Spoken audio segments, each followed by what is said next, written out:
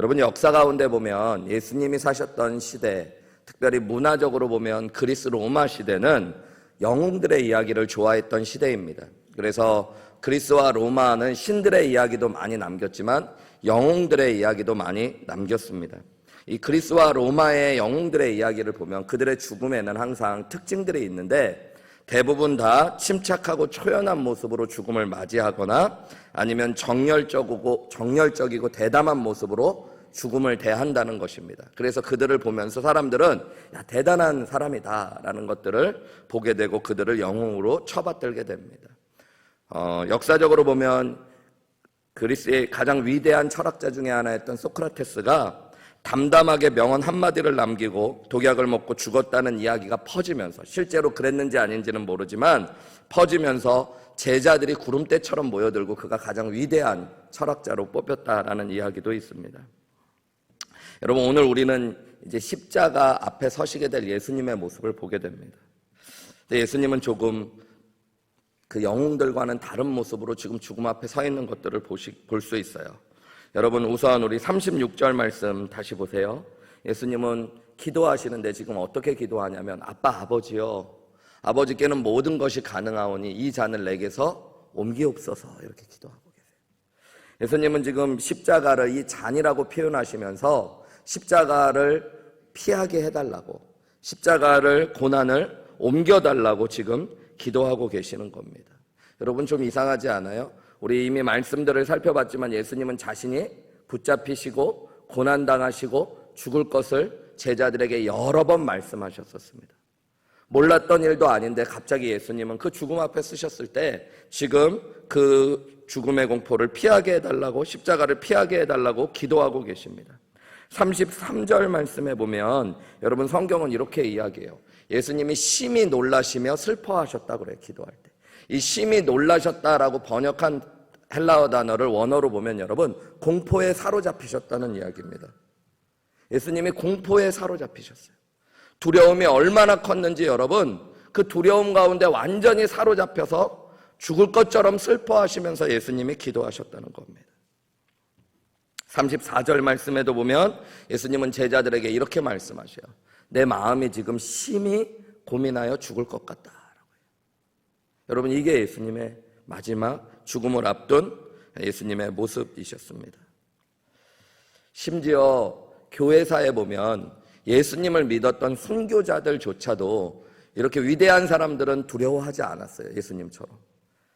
서머나의 폴리캅이라고 하는 유명한 순교자가 있었습니다. 그는 요한의 제자로 알려졌던 폴리캅이라는 사람인데요. 이 서머나 감독이었던 폴리캅은 화형을 당할 때에 총독이 이렇게 제안을 했어요. 마지막으로 한 번 더 기회를 주겠다. 기독교를 버리면 형 집행을 취소하겠다, 바로. 그때 웃으면서 폴리캅은 이렇게 이야기했다고 합니다. 당신이 붙인 불은 기껏해야 1시간쯤 타다가 꺼질 불에 불과합니다. 그러면서 나는 평생 동안 예수님의 종이었고 우리 주님은 한 번도 나를 모른다고 하신 적이 없는데 내가 어찌하여 나를 구원해 주신 예수 그리스도를 모른다고 하겠어. 그러면서 웃으면서 불 가운데로 들어갔다라고도 이야기합니다.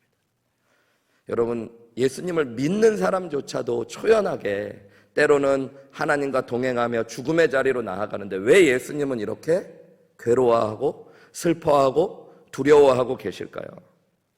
성경이 거짓말을 하는 것이 아니라면, 예수님이 과장되게 자신을 표현한 것이 아니라면 예수님은 정말 죽을 만큼 지금 괴로워하고 계시는 거예요. 그리고 온갖 공포에 사로잡혀 계시는 거예요. 왜 그랬을까요?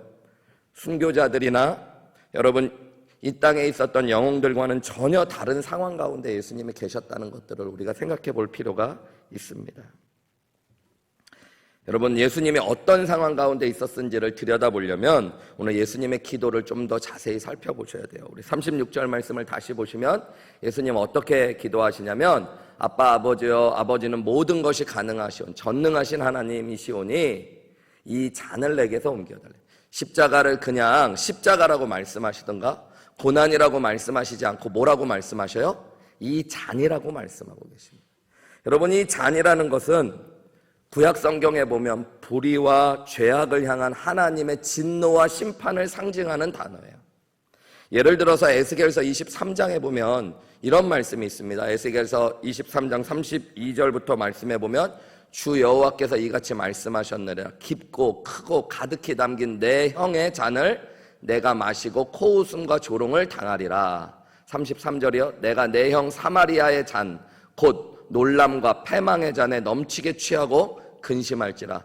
내가 그 잔을 다 기울여 마시고 그 깨어진 조각을 씹으며 내 유방을 꼬집을 것은 내가 이렇게 말하였음이라. 주 여호와의 말씀이니라. 이스라엘 백성들을 심판하시겠다, 남유다를 심판하시겠다 그러면서 뭐라고 말씀하셔요? 네 형이었던 북이스라엘이 심판받고 하나님의 진노를 받은 것처럼 너도 그렇게 받을 것이다 라고 말씀하시는 장면이거든요. 여기서 이 심판과 하나님의 분노를 뭐로 표현하고 있어요? 잔으로 표현하고 있습니다. 이사야서 51장도 마찬가지예요. 이사야서 51장 22절에 보면 내 주 여호와 그의 백성의 억울함을 풀어주시는 내 하나님이 이같이 말씀하시되 보라 네가 비틀거림치게 하는 잔 곧 나의 분노의 큰 잔 내 손에서 거두어서 내가 다시는 마시지 못하게 하겠다. 하나님께서 하나님의 진노와 심판을 거두실 때 하나님의 진노와 심판을 뭐라고 그래요? 너를 비틀거리게 하는 잔 곧 나의 분노의 큰 잔이라고 말씀하셔요. 여러분 지금 예수님은 그러니까 하나님의 분노와 심판을 경험하고 계시는 거예요. 하나님의 분노와 심판은 어디에서부터 왔을까요? 우리의 죄 때문에 오는 것인데 예수님이 우리의 죄를 지금 다 이미 뒤집어 쓰시고 계시는 겁니다. 여러분 예수님은 하나님이시고 하나님의 아들이셨어요. 그래서 성경에 보면 예수님은 항상 아버지와 함께 했습니다. 그리고 아버지께서는 예수님을 향해서 이는 내 사랑하는 아들이라는 사랑의 음성을 말씀해 주셨어요. 성령님이 비둘기처럼 예수님 안에 머물며 충만하게 거하셨어요. 그런데 지금 예수님은 하나님과의 완전한 분리를 지금 경험하고 계신 거예요. 왜 그럴까요? 저와 여러분의 죄 때문입니다. 여러분 하나님 안에는 생명, 평안, 사랑, 기쁨이 충만하죠. 그런데 하나님을 잃어버리는 순간 지금 예수님은 어두움, 공허함, 고독, 슬픔 이런 것들을 다 지금 겪어내고 계시는 거예요. 예수님이 십자가에서 외치셨던 7가지의 말 중에 마태복음 27장 46절에 보면 예수님이 이렇게 외치셨어요. 엘리 엘리 나마 사박다니 하시니 이것은 곧 나의 하나님 어찌하여 나를 버리시나이까가 아니라 버리셨나이까. 하나님이 버리시는 상황을 예수님은 이미 경험하고 계셨던 거예요. 여러분 예수님은 지금 하나님께 버림받고 계십니다. 그것은 예수님에게 있어서 가장 크고 괴로운 고통이셨던 거예요. 여러분 예수님은 왜 이 큰 고통을 겪으셨어야 돼요? 죄 없으시고 하나님 자신이신 그분이 하나님으로부터 온전히 버림받는, 완전히 버림받는 이런 고난, 하나님의 분노, 하나님의 심판 아래로 왜 들어가고 계실까요? 여러분 그것이 죄인인 저와 여러분이 받아야 될 죄의 값이기 때문입니다. 그래서 예수님은 마지막 십자가에서 내가 모든 것들을 다 받았다고 말씀하시고, 여러분 우리는 죄를 범할 때마다 하나님과의 멀어짐을 경험하다 결국 죽고 나면 영원히 하나님과 분리되는 지옥에 던져진, 그래서 지옥이라는 것은 결국 하나님과의 완전한 버림받은 분리를 의미하는 거예요. 여러분 그것은 우리가 받아야 될 고난이었어요. 근데 예수님이 지금 그 고난을 받고 계시는 겁니다. 하나님이신 예수님, 항상 하나님으로 충만하셨던 예수님이 하나님으로부터 완전히 분리되어 버림받는 고난을 겪는 것, 그것은 저와 여러분 때문이었던 거예요. 그리고 예수님은 그것이 얼마나 괴로운지를 지금 우리에게 보여주시고 말씀하시는 겁니다. 여러분 이 하나님의 심판 아래 들어간다는 거 괴로운 거죠. 예수님은 지금 죽을 만큼 두렵다고도 말씀하시고 누가복음에 보면 핏방울이 땀방울이 될 만큼 괴로워하며 기도하셨대요. 여러분 예수님은 이 자리에서 고난을 피하도록 나아가시지 않고 결국에는 하나님의 뜻 아래 순종하는 길을 걸어가십니다. 우리 36절 말씀 다시 보시면 예수님 어떻게 마지막 기도를 맺으셨어요? 나의 원대로 마옵시고 아버지의 원대로 하옵소서. 여러분 마태복음 같은 데 보면 예수님께서 이 기도를 하기 위해 그냥 한 번 기도하신 것이 아니라 기도하다가 제자들한테 와보았더니 제자들이 자고 있어서 깨어 같이 기도하자라고 말씀하시고 또 기도하시고 또 기도하시면서 예수님 결국에는 핏방울이 땀방울이 되도록 기도하셔서 결국 나의 원대로 마옵시고 아버지의 원대로 되기를 원합니다. 자신의 뜻이 아니라 순종의 길을 걷기로 결단하는 이 믿음의 승리가 무엇을 통해 이루어졌다는 거예요, 여러분? 기도를 통해 이루어졌다는 겁니다. 여러분은 어떠세요? 나의 원대로, 나의 마음대로 상황이 풀리지 않을 때 여러분은 어떤 마음이 드세요? 내 마음대로 풀리지 않으면 우리는 고통스러워하고 괴로워하죠. 근데 내 마음과 상황, 환경, 아니면 하나님의 뜻이 너무 격차가 심할 때 여러분은 어떤 마음이 드세요? 여러분, 우리는 어떻게든 몸부림치면서 그 상황을 바꿔보려고, 혹은 하나님께서 나를 좀 도와달라고 여러분 우리는 외치고 몸부림칠 때가 얼마나 많은지 모릅니다. 그것도 나쁜 것은 아니에요. 그런데 여러분, 때로는 믿음 생활을 하다 보면 내가 원하는 것과 지금 상황과 환경이 너무너무 다를 때 내가 나를 상황과 환경에 맞추어야 될 때가 있습니다. 그리고 내 뜻과 하나님의 뜻이 전혀 다를 때 여러분, 하나님의 뜻에 내 뜻을 내려놓아야 할 때가 있어요. 여러분, 그때 필요한 것이 뭘까요? 믿음인데, 여러분, 내 믿음이 내 생각만큼 쉽게 작용하지 않는다는, 그걸 예수님이 보여주고 계시는 거예요. 예수님의 원과 하나님의 뜻이 전혀 다를 때 여러분, 믿음이 있지만 그것을 믿음으로 순종하며 나를 하나님의 뜻 안에 엎드리게 하기 위해서 몸부림치는 과정, 그것이 무엇이라는 거예요? 기도라는 겁니다. 기도. 여러분, 그래서 때로는 내 원대로 마옵시고 아버지의 뜻대로 되기를 원합니다의 상황까지 나아가기 위하여 울며 기도하실 필요가 있어요. 여러분, 믿음 생활하며 기도해 보신 적 있으십니까? 네, 당연히 있겠죠. 울며 기도해 보신 적 있으세요? 여러분, 정말로 몸부림치며 울며 가슴을 치며 땀방울이 핏방울처럼 흘러내리도록 기도해 보신 적 있으세요? 만약에 그런 기도를 해보신 적이 없으면 여러분 좀 불행하신 거예요. 믿음 생활하면서 한 번쯤은 그런 시간들이 우리에게 필요합니다. 상황과 환경이 내가 원하는 것과 너무너무 다를 때 여러분, 때로는 우리는 울며 기도하셔야 돼요. 하나님이 내 뜻을 들어주시든 아니면 내가 하나님의 뜻에 완전히 엎드려지든 하나님 도와주십시오 하는 기도가 필요해요. 여러분, 만약에 여러분의 사랑하는 자녀가 죽을 병에 걸려서 지금 죽어가고 있어요. 여러분, 그러면 기도하실래요? 안 하실래요? 그냥 다 주님의 뜻에 맡기오리다 이렇게 하실 거예요? 기도하신다면 여러분 어떻게 기도하실래요? 그냥 잠깐 기도하고 마실래요? 여러분 아마 하나님 앞에 간절히 기도하실 겁니다. 울며 기도하실 수밖에 없을 거예요. 하나님, 내 뜻을 들어달라고. 아니면 여러분, 내가 하나님의 뜻에 온전히 순종할 수 있게 내 마음을 꺾어달라고. 여러분, 우리는 어떻게 보면 신앙생활하면서 고상해서가 아니라 생각 없이 신앙생활 할 때가 많이 있어요. 여러분, 여러분의 기도의 제목이 중요하다고 그러지만 정말 그 기도의 제목이 여러분 죽을 만큼 여러분을 괴롭게 할 만큼 고민하게 하고 하나님 앞에 올려드리는 기도의 제목인지 아닌지 돌아보셔야 돼요. 아니면 여러분, 되는 대로 돼도 다 되는 거예요. 여러분, 오늘 아마 자녀를 위해 기도하실 분도 계실 거예요. 그냥 하나님이 내 기도를 들어줘도 좋고 안 들어줘도 됐고 내 자녀들 그냥 인생이 잘 돼도 좋고 안 돼도 좋고 뭐 이런 거예요. 여러분, 가만히 생각해 봤을 때 여러분, 그것이 정말로 중요한 기도 제목이라면 여러분, 때로는 예수님처럼 울며 기도하실 필요가 있습니다. 누가복음 22장 44절에 보면 예수께서 힘쓰고 애써 더욱 간절히 기도하시니 땀이 땅에 떨어지는 핏방울같이 되었다 그럽니다. 히브리서 5장 7절 말씀은 예수님의 이 겟세마네의 기도를 이야기하면서 이렇게 이야기해. 그는 육체에 계실 때 자기를 죽음에서 능히 구원하실 이에게 심한 통곡과 눈물로 간구와 소원을 올려드렸대요. 자기를 구원해달라고, 구원하실 수 있는 유일한 하나님 앞에 통곡하며 눈물 흘리며 간구로 하나님께 마음의 소원을 올려드렸다는 거예요. 여러분, 침묵하며 기도해야 될 때가 있고 통곡하며 기도해야 될 때가 있습니다. 저는 여러분들이 침묵할 때 침묵하며 기도하시고 통곡할 때 통곡하며 기도하실 수 있는 여러분 되시기를 주님의 이름으로 축원합니다. 여러분, 예수님 하나님의 뜻을 행할 능력을 달라고, 아니면 하나님 내 뜻을 들어달라고 간절하게 기도하셨어요. 여러분, 이 기도가 결국에는 예수 그리스도를 붙잡아 주시고 십자가를 끝까지 지실 수 있는 능력이 되어진 줄 믿으시기 바랍니다. 여러분, 그래서 기도로 순종을 배워가실 필요가 있어요. 우리는 순종하니까 순종이 되게 쉬운 줄 알아요.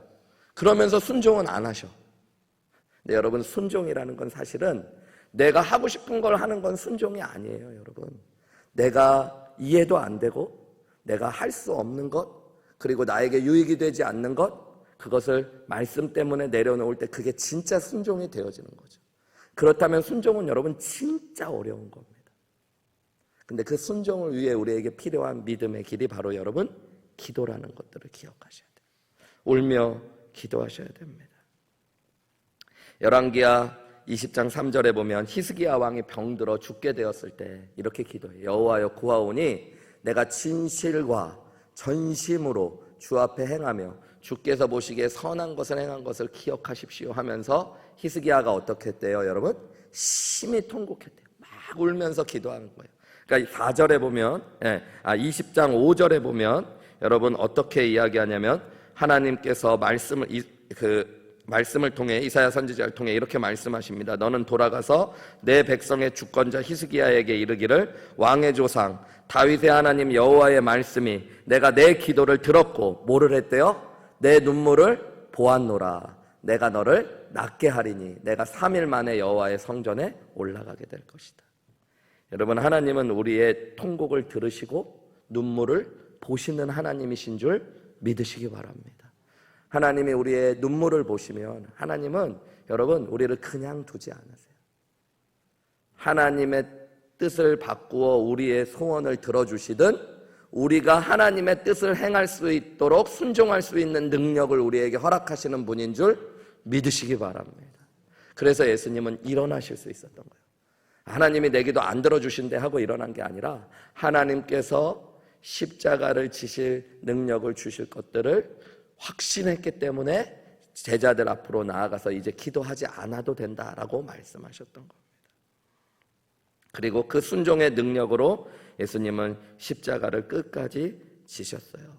여러분, 우리가 눈물로 기도하고 또 순종의 길을 걸어가신 예수님을 좀 바라보시기 원합니다.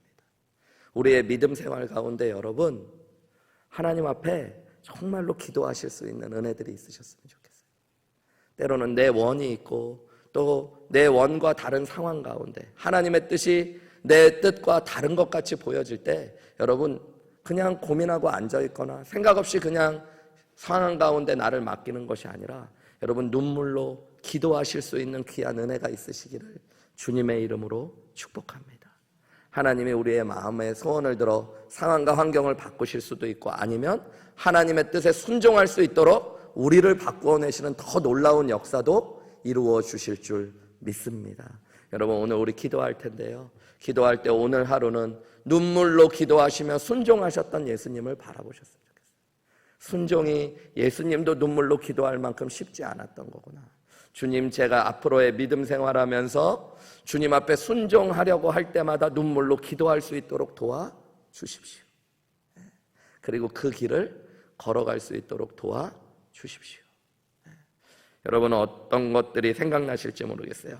저는 갑자기 그런 생각이 들더라고요. 이거는 한우리교회에서 설교 때 얘기하면 안 되고 나중에 뭐 미러키 교회 갈 일이 있으면 얘기해야 될 것 같은데, 제가 제 인생에서 갑자기 눈물로 내가 순종했던 적이 언제였나 이렇게 봤더니 그냥 미러키 교회를 내려놓고 또 이제 후임 목사님 이제 오시기로 다 세워놓고 한우리 교회로 오기로 했을 때 제가 막 눈물이 막 너무 쏟아지더라고요.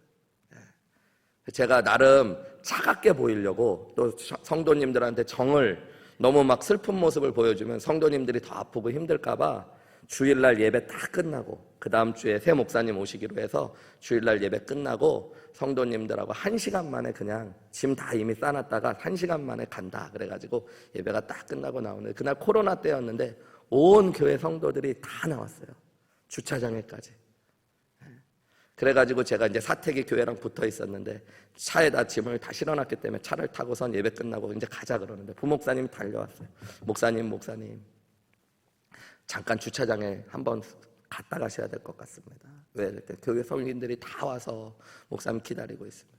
갔어요. 갔는데 더 있기가 어렵겠더라고요. 성도님들이 다 눈물을 흘리면서 서 계시니까 어떻게 인사를 오래 하면 정말 안 되겠다. 그리고 뭐 성도님들이 가라 그런 것도 아니고 제가 가겠다고 기도해 놓고 내가 또 혼자 울고 있으면 얼마나 이상해요. 그죠? 그래서 그냥 간다고 하고서 우리 아내한테 빨리 타라 그러고 애들한테 타라 그러고 탁 내려가는데 교인들이 나중에 그러더라고요. 야, 저 사람 진짜 무서운 사람이다. 그렇게 십몇 년을 있고도 저렇게 그냥 뒤도 안 돌아보고 저렇게 가나. 그러고 저는 교인들은 그렇게 봤는데 저희 아내만 본 거는 저는 그때부터 정말로 눈물 흘리면서 일주일간 제가 지금까지 그렇게 아파 본 적 없이 아팠어요. 그것뿐만 아니라 미러키 교회를 내려놓을 때 하나님께서 하늘의교회 청빙 편지를 받고 기도하라고 하시는데 기도할 때마다 하나님께서 가는 것이 맞는 것 같다 말씀하실 때마다 그렇게 눈물이 쏟아지더라고요. 눈물이 쏟아지고 기도하고 눈물이 쏟아지고. 근데 결국에는 지금 이렇게 보니까 순종하기를 너무너무 잘했다. 하나님께서 미러키 교회를 향한 또 뜻이 있으실 거고 하늘의 교회를 향한 뜻이 있었고 내 인생을 향한 뜻이 있었구나. 근데 여러분 사실 순종이라는 게 작은 거든 크든 쉬운 것이 아닙니다. 하나님의 뜻이 내 삶에 이루어진다라는 것이 여러분 결코 쉬운 것이 아닙니다. 믿음 생활을 우리는 내가 하고 싶은 건 그냥 하고 하기 싫은 건 그냥 아예 잊어버리고 살아가니까 그냥 내 마음대로 신앙생활할 때는 그런 것이 필요하지 않은데 여러분 정말로 하나님의 뜻을 구하고 그 앞에 엎드리면서 신앙생활하기 원한다면 우리 안에 반드시 필요한 것들은 때로는 울며 기도할 일들이 필요하다는 거예요. 여러분 고난주간 하나님이신 예수님도 울며 기도하셨다는 것들을 꼭 기억하시길 바랍니다.